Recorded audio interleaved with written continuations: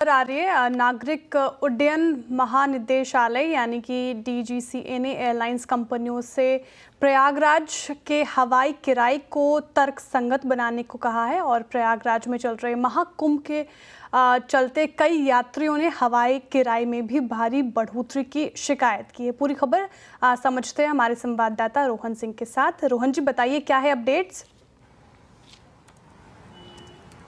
जी, इस वक्त जब हम बात कर रहे हैं सिविल एविएशन मिनिस्ट्री में एक बहुत इंपॉर्टेंट मीटिंग चल रही है जिसे हेड खुद सेक्रेटरी कर रहे हैं और तमाम जो एयरलाइंस हैं उनके रिप्रेजेंटेटिव्स वहां पे मौजूद हैं और एयरलाइन से पूछा जा रहा है कि इतनी तैयारियों के बावजूद लास्ट मोमेंट पे हवाई किराए इतने सारे क्यों बढ़ गए हैं। अभी की अगर किरायों की बात करें, Delhi to Prayagraj one way का किराया अगर आप मौनी अमावस्या के दिन जाना चाहते हैं लगभग 25,000 है, मुंबई से जाना चाहते हैं लगभग 30,000 है, हैदराबाद से जाना चाहते हैं लगभग 24-25,000 वहां भी है, बैंगलोर से 30,000 है। अगर आप राउंड टिकट लेते हैं तो आपका 50-60 हजार का बजट तो लग ही जाएगा और ये सब तब जबकि कई महीनों की प्रिपरेशन चली थी। डीजीसीए ने उसमें शामिल हुआ था कि किराए ना बढ़े महाकुंभ के दौरान, लेकिन तभी अभी भी जो किराए हैं वो बहुत ज्यादा बढ़ रहे हैं।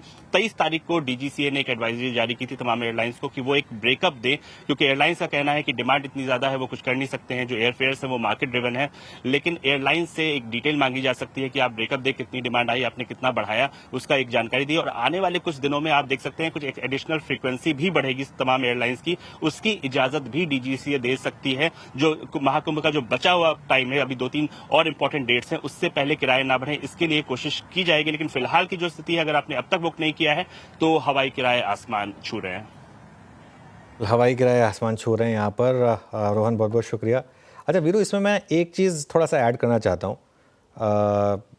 ये ना फ्रैंकली बोलूँ, अब मैं भी जाना चाहता हूँ फॉर एग्जांपल, लेकिन बहुत ज़्यादा प्रोहिबिटिव है किराए। मतलब आप कहीं से भी जाएं, मतलब प्रयागराज को तो भूल ही जाइए, उसकी तो टिकट ही नहीं मिलती है। लेकिन उसके अलावा भी अगर आप या तो लखनऊ से जाएंगे या अयोध्या से जाएंगे या फिर वाराणसी से जाएंगे, वहाँ से 3-3 4-4 घंटे की ड्राइव है। ये इतने सालों के बाद ये इतना बड़ा महाकुंभ हो रहा है, ये शायद हमें बहुत सालों से पहले से पता होगा। आई थिंक मैं एक चीज़ दावे के साथ कहूँ, क्यों हम इस मामले में थोड़ा सा पीछे रह जाते हैं कंपेयर टू से चाइना। हमें ये तैयारी करके रखनी चाहिए थी।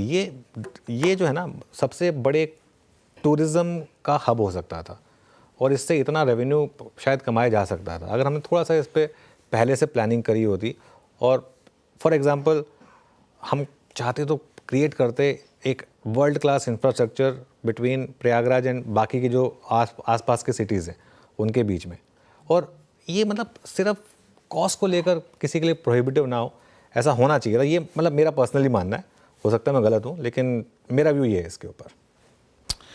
कोई बात नहीं अनुज, मैं अभी आऊँगा ना परसों, तो प्रयागराज का जो प्रसाद आया हुआ है वो लेता हुआ आऊँगा क्योंकि 50,000 की फ़्लाइट है ना, तो स्नान घर पे ही कर लेंगे, प्रसाद खा लेंगे, है ना। मैं तो खा लिया स्नान तो घर पे ही करेंगे और कहाँ करेंगे। खैर सही बोल रहे हैं वैसे।